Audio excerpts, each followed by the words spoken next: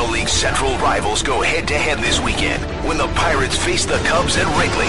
Swing and a miss. He struck him out. The pregame at 3 Eastern, first pitch at 4. Saturday on ESPN Radio and the new ESPN app. Get ready for the latest NFL info you need to know. NFL Insider starts now. We've got the full staff in play today as we hope to make some sense of Deflategate, as one of the game's biggest stars has been suspended 4 games, and one of the most successful franchises in NFL history has received one of the stiffest penalties ever. To talk about it all, we have Ryan Clark, Jeff Saturday, Adam Schefter, Mark Dominic. I'm Suzy Kolber. Also with us for the next 90 minutes, Bill Polian and Louis Riddick.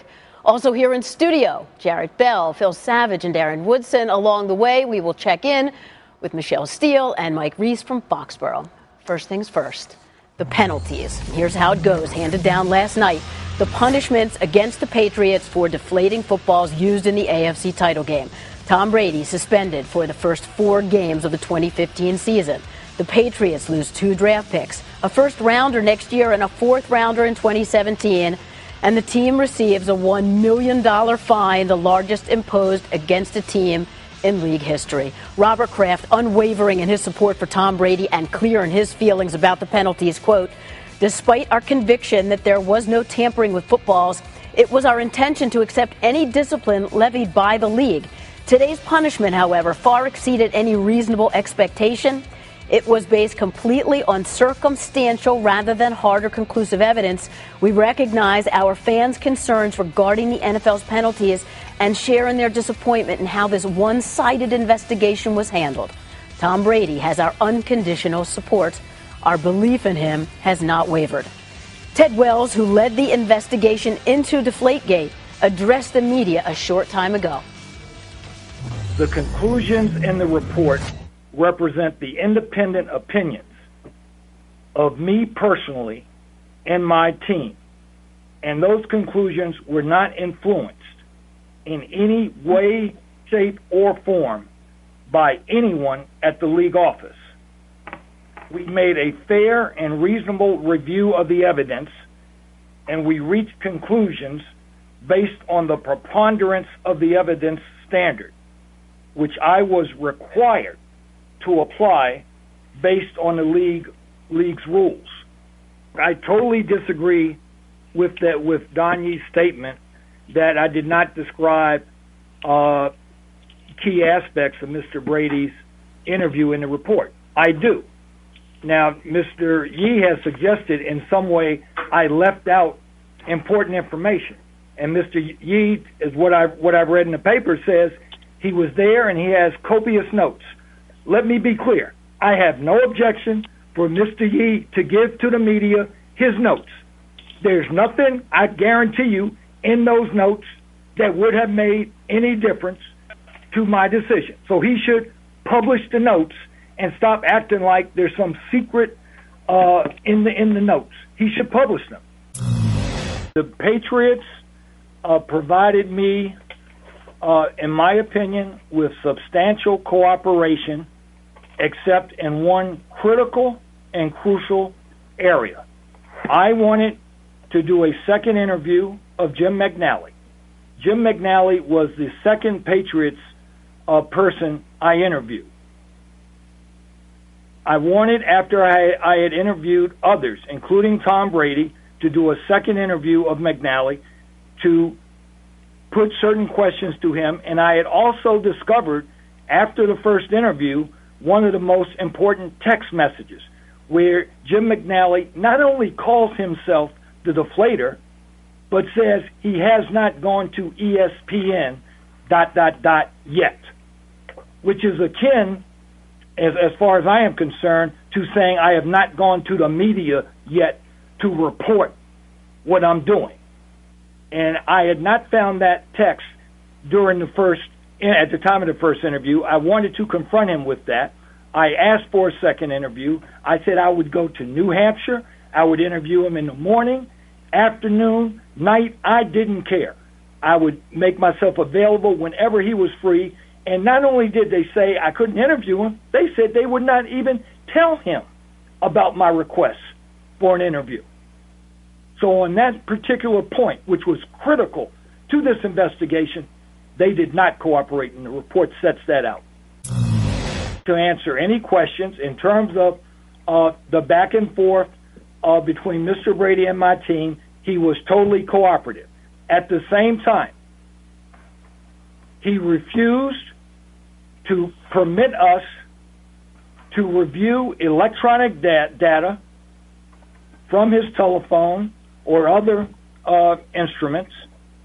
Most of the key evidence in this case, as in most cases, come from people's cell phones, and he refused to let us review the phones. And I want to be crystal clear. I told Mr. Brady and his agents I was willing not to take possession of the phone. I said, I don't want to see any private information. I said, you keep the phone. You, the agent, Mr. Yee, you can look at the phone. You give me documents that are responsive to this investigation, and I will take your word that you have given me what's responsive. And they still refused. Let's not lose sight here that Ted Wells is obviously instrumental in gathering the information for the investigation, but it's Troy Vincent, the NFL executive VP of football operations, who is more instrumental in handing down the discipline. So what are you hearing? What's reaction to the discipline? Well, where do we start? It depends on the perspective that you're getting it from. There are people who think that this was heavy-handed. There are people who thought it was right on. It just depends on your perspective. Everybody's got a different reaction. It has ignited a firestorm of thoughts and controversy across the league. And I think that the NFL wants to send a message that no longer will it take discipline, any form of discipline, whether it's on the field, off the field, gamesmanship, sportsmanship, legal, illegal activities, will it take anything lightly. So it handed down the type of penalties that it did that has aroused all sorts of debate, starting and continuing with Mr. Wells this afternoon. Mark, from who you've spoken to, what's the reaction? I think it was as expected. I think when you realize that they took in 2007 Spygate into this decision, that was a significant change, was why I think the suspension was so big. Certainly the fine and the draft picks all played into it. Again, you look at this from a different perspective. The league office has said it's going to hold the teams, owners, and front office to a higher standard than players. And I know that's hard to imagine sometimes, but the reality is they're letting an event that happened almost 8 years ago factor into today's or yesterday's decision. So clearly that's a different standard than if a player is in a situation where he gets himself in trouble or can work himself out of the drug program. It's different, and I think the league obviously came down hard on that. And for Ryan and Jeff, and you guys don't just have the perspective of players, but you were members of the executive committee of the NFLPA. What's a player reaction going on? Well, I think it's just like anything. It depends on which side you're on.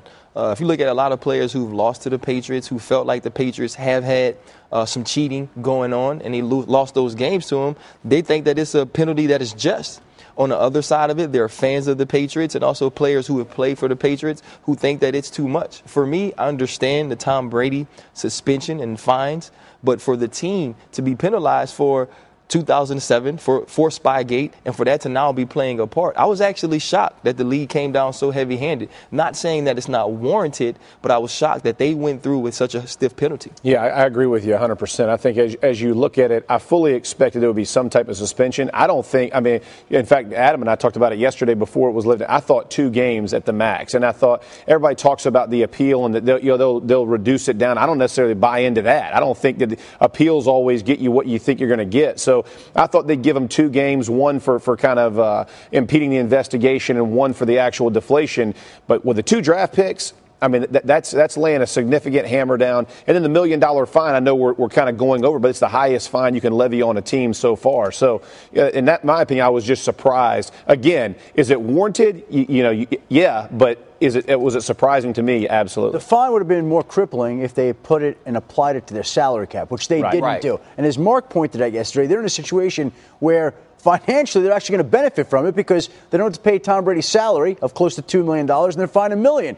Now, they take a huge hit reputation-wise, huge hit on the picks. But this punishment seems as much about their lack of cooperation in turning over the materials and their involvement with Spygate as it does with deflating footballs. The league seemed to be more offended by the Patriots' attitude throughout this entire ordeal than the act itself, which is not fully proven in the report, though Mr. Wells staunchly defended that today in that conference call. What's so compelling is, as you said, just how varied the opinions are here. We know the report was 243 pages, and one of the other elements here is that it exonerates Bill Belichick and other Patriots coaches. Reading, we do not believe that the evidence establishes that any other Patriots personnel participated in or had knowledge of the violation of the playing rules or the deliberate effort to circumvent the rules described in this report. In particular, we do not believe there was any wrongdoing or knowledge of wrongdoing by Patriots ownership,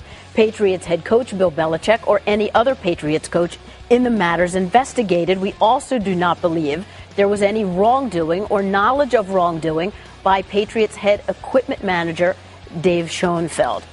With that, we bring in Bill Polian. Bill, it's the second time in 8 years that the Patriots have been punished for violating league rules. How much of this punishment do you believe carries weight of repeat offender? Oh, quite a bit. The commissioner in 2008, when he promulgated this new integrity of the game policy, which includes the standard of preponderance of evidence, which Mr. Wells alluded to, and which is the standard by which this was judged, said at the time that if there is any further offense by the Patriots, he will look on it with a very jaundiced eye. And it had to come into play. There's no two ways about that. Yeah, I think we know going forward here, Bill, that there's going to be a fight. The Patriots are definitely going to put up a fight. Geico presents Strange Savings Stories. Astronomers detected an interstellar transmission. It stated, Geico, 15 minutes could save you 15% or more. The implications were staggering. Was the cosmos telling us we could all save hundreds on car insurance with Geico? Or did their radar merely pick up a signal from the nearby Rufus and Clyde's morning show? We may never know. Geico, 15 minutes could save you 15% or more on car insurance. Continuing here on NFL Insiders, Deflategate marks the second step of steep penalties imposed by the NFL against the Patriots under Roger Goodell. In both 2007 Spygate and this year's Deflategate incidents, the Patriots were docked a first-round pick. No other team has forfeited even one first-round pick since 1980. And back in 2007, Bill Belichick received the largest fine ever imposed against a coach, $500,000. Spygate penalties in 2007 handed down before the Patriots' second game certainly did not slow them down. New England went on to become the fourth team to win every game in the regular season in NFL history before losing in the Super Bowl to the Giants. After the 2007 Spygate probe, Robert Kraft confronted Bill Belichick, according to Gary Meyer's book, Coaching Confidential, Inside the Fraternity of NFL Coaches. Kraft asked Belichick about Spygate. How much did this help us on a scale of 1 to 100? 1, Belichick replied. And Kraft responded, then you're a real schmuck. And if Robert Kraft posed the same question to Tom Brady right now, answer likely would be 1. But let's approach this from the coach's angle. Louis Riddick, you played for Bill Belichick with the Browns, and Phil Savage, you worked with him in Cleveland as well. So it's fair to say that every coach, every player will do anything to try to gain a competitive advantage. But, Louis, let's start with you. What was your experience with Bill Belichick when it came to pushing the envelope? Well, Suzy, there was nothing that was ever crossing the line as far as I was concerned and as far as I knew. We practiced hard. We had a lot of demands put on us mentally. Bill requires a lot out of you from that standpoint. We were out on the practice field as long as we possibly could be. And quite honestly, I think everybody who played for him back during that time and who coached for him back during that time will tell you that he had a tremendous influence on your thoughts and your priorities as far as how you thought the game of football needed to be played. And so that's the thing that for me during Spygate and during even this kind of instance here that really doesn't have anything to do with Coach Belichick, I just never saw why they would ever get involved in this kind of thing, because the guy's a brilliant coach. The guy knows what he's doing. He can coach circles around most of the league without having to resort to anything that is crossing the line. So it's very unfortunate. I mean, I really have no complaints from my own personal experiences with him. He taught me basically everything I know about professional football as I know it. And Phil?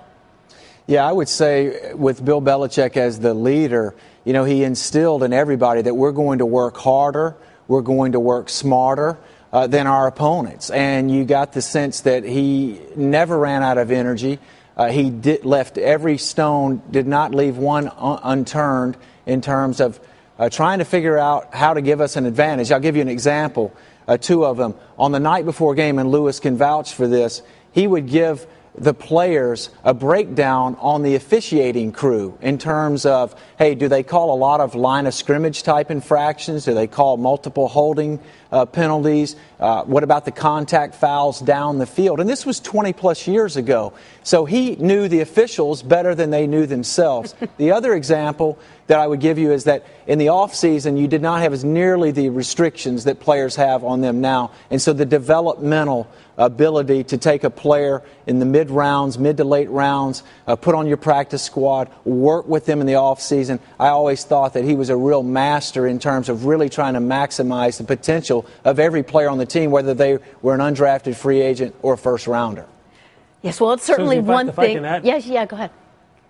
No, I'm sorry. I just wanted to add one thing. And I think most players who have played for him there, and we have a few of them there up in Bristol, the fact of the matter is when you came out of football games, if you lost a football game having been coached by him, most times you put it on yourself because most times he told you exactly how games were going to play out. And you really took it upon yourself that if you lost the football game, it was not because of a lack of preparation. That's how good I thought that he was as far as getting us ready to go. And now that you've been out of the game for a little while and you kind of look at it from an analyst standpoint, you kind of respect it even more. That's what makes it more unfortunate for me. And likely very different views if you're on his side or you're the opponent. Like Ryan, you were with the Steelers, right? And Jeff, you were with the Colts. You and Bill Polian. There were 16 matchups. So let's start with Bill on this. Bill, your thoughts on facing Bill Belichick and him trying to gain that competitive advantage? Listen, there's no question he's a great coach. I said it on this program. Week in and week out, they're the best coach team in the National Football League. Now, we practiced hard. We practiced smart. We run a few against him. The difference is we didn't break the rules. This is about breaking the rules, pure and simple. Spygate, they pleaded guilty. There was no question about that. This one, Mr. Wells found a violation under the standard proscribed by the commissioner. That's what this is about. The facts of the rules breaking violations, nothing more, nothing less. Ryan? Well, for me, I think you look at what they did in 2007, what they were found admittedly doing, and then now there's not going to be much grace given by the league to say, you know what, we believe you. You're not coming in standing on the fact that you have never been involved in anything like this. So for me, it was always a culture of cheating in New England. You kind of knew it going into it, and you just played football. I think they stretch the rules, and it doesn't take away the fact that they're coached well and they play well, but it does taint what they have been doing. Yeah, I think for the whole situation, the biggest thing for me was how Tom Brady handled the situation after they were caught and the discussions afterwards. Just kind of the arrogance of it's no big deal, kind of laughing it off a little bit. Even on the radio, they talked about. I don't think he took for how serious the matter truthfully was. But from a player perspective, look, the games are played on the field. They're a very well-coached football team. The games I lost, I would not say because they deflated the ball, because they outplayed us that day. And so I from that perspective, I would never take away from what they did as a team. But you will now always have people who do not like the New England Patriots saying, hey, they only won because of Spygate. They only won because they deflated balls. And you really don't have anything, if you're the Patriots fan, you don't really have a comeback to it, right? Yeah, they did win, but you won at a cost. And when you say that every player is willing to push the envelope, to Bill Polian's point, not to cheating. And that's where the line is distinct, right? You'll push and you'll work as hard as you can, preparation, all those things. But there is a line that you don't cross and you don't cheat. And so how everybody wants to talk about it, everybody does it. Not everybody does it, and then after the balls are checked, somebody else manipulates them. Not everybody does that, okay? Yeah. All quarterbacks do adjust the ball, but you've crossed the line now. And now once you've been found guilty, you ultimately got to put it in the league's hands. What's the shame of it, too, is if you're talking about the AFC Championship game, Brady actually played better in the second half. They would have won that. They would have won that game with beach balls. Exactly. It meant nothing. Yeah, exactly. What makes the whole discussion really such a shame and frustrating too. Major League Baseball on ESPN Radio. Last season, the Pirates reached the postseason for the second consecutive season, only to be sent home early after losing the wild card. Will they return for the third straight year? This weekend they face the Cubs, who have plans to make their first postseason berth since 2008. The Cubs and Pirates. The pregame at 3 Eastern, first pitch at 4. Saturday on ESPN Radio and the new ESPN app. As we hit our press coverage, and a lot of fans were curious about this, after Jags' first-round pick, rookie Dante Fowler, was hurt, he signed his contract. The third overall pick in the draft, out for the year with a season-ending knee injury, suffered last week in minicamp. Two of baseball's best go head-to-head in interleague action when the Tigers head to St. Louis to face the Cardinals. That one is gone. The pregame at 7 Eastern, first pitch at 8, Sunday on ESPN and ESPN Radio.